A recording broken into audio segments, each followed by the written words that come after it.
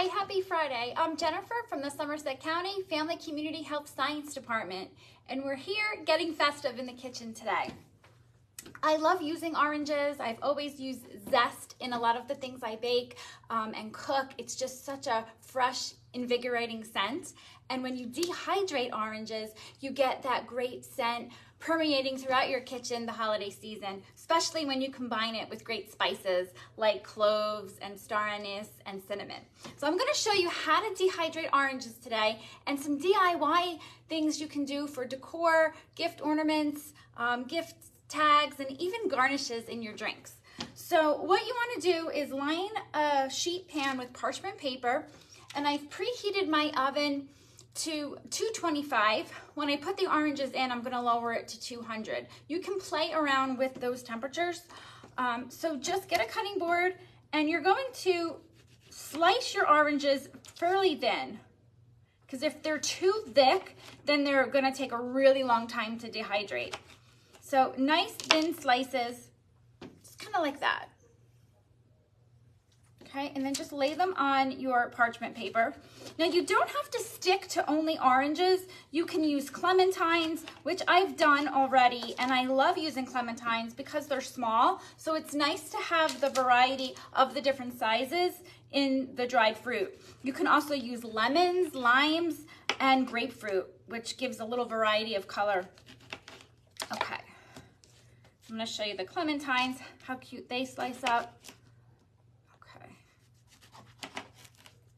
And your home is just going to smell amazing. Now you can dehydrate them as is, or you can add the spice in them. I have star anise here. I love this scent. It's just like that licorice scent, and they are just adorable if you're going to use them in decor. You can find probably a small bag in your baking aisle of the grocery store. More economical, I'd find a larger bag on Amazon, so you can check that. So what I'm going to do is just press the star anise into the center of the clementine, and as it dries out, it will stay inside. So we'll do the star anises right in the clementine.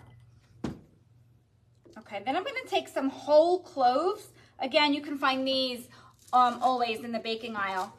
And we're just going to insert them right into the orange. They have, if you have never seen a whole clove, they have that little stick, right? So I'm kind of going every other section on the orange just to space it out.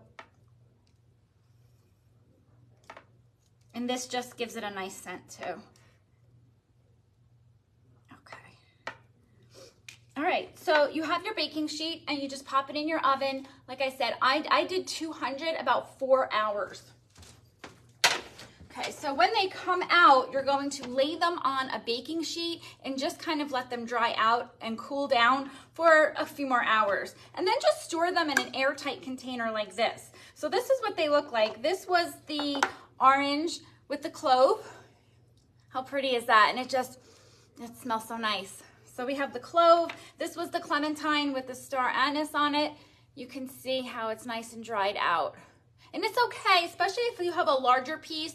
When it comes out after about 4 hours, if it's still just slightly soft, that's okay. You can still work with it because these aren't designed to last forever. They're going to last throughout the holiday season. So some fun things you can do with them is get a needle and a thread or a very thin string and tie them together. So I've taken my orange and my clementine and I've made an ornament or a gift tag. So you can see this one I've tied a cinnamon stick to. How cute is that? We're speaking of DIYs, especially this month.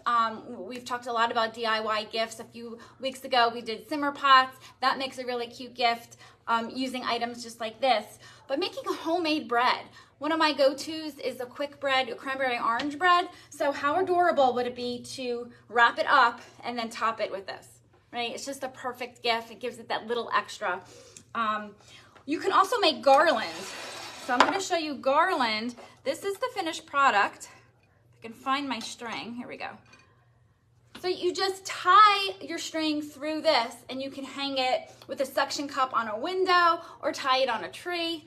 So to do that, it's super easy. I've already put the string through my needle. I have a large needle I'm working with because I can't see it. Okay, so you just start at one end and just go through the orange at one end and then come through the other end like that. Okay, and then just do the same so that you can attach it. Just come up through the orange and back down. And you just do that through all your pieces. So you end up with your orange garland. So that's for decor. If you want to add these to one of your cocktails, your mocktails, or even a mulled cider, just get a small cute jar or mason jar and put those small pieces like those clementines with the anise or one of the small orange bits, and leave that on your buffet or your drink table, because that just makes a really cute garnish, especially if you're entertaining and you have cinnamon sticks and lemon slices and lime slices. Why not have dried fruit as well? Just makes it feel really holiday. So I hope you try some of these tips. Enjoy dehydrating your oranges. Again, it's a great scent throughout your home. Have a happy weekend.